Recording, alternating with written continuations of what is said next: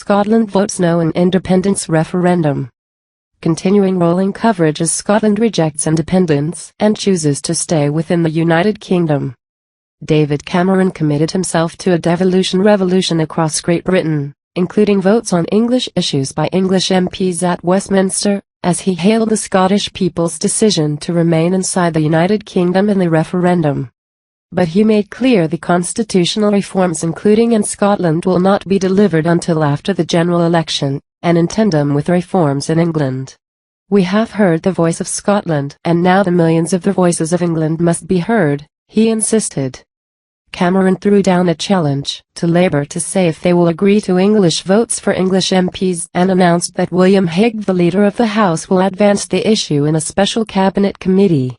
The Prime Minister, vindicated in his decision to stage a yes-no referendum, also revealed he has asked Lord Smith of Kelvin to implement the Scottish devolution reforms set out by the party leaders in the final weeks of the referendum campaign.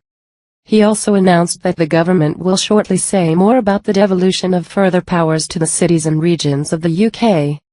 Cameron also did not recommit himself to the Barnett formula, the method by which resources are distributed on a population basis across England, Scotland and Wales.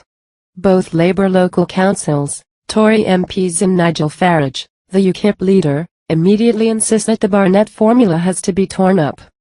Farage also pressed Scottish MPs to make an immediate commitment not to vote any further in English-only issues, as he called for a constitutional convention to discuss the whole future political settlement in the UK.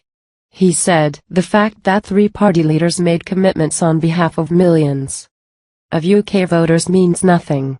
Why should I stand by a panicky commitment to Scotland made by the Prime Minister?" Some of Cameron's remarks make clear that the offer of further powers in Scotland is dependent not only on the next election, but also a wider constitutional settlement including the exclusion of Scottish MPs from voting on many issues confined to England.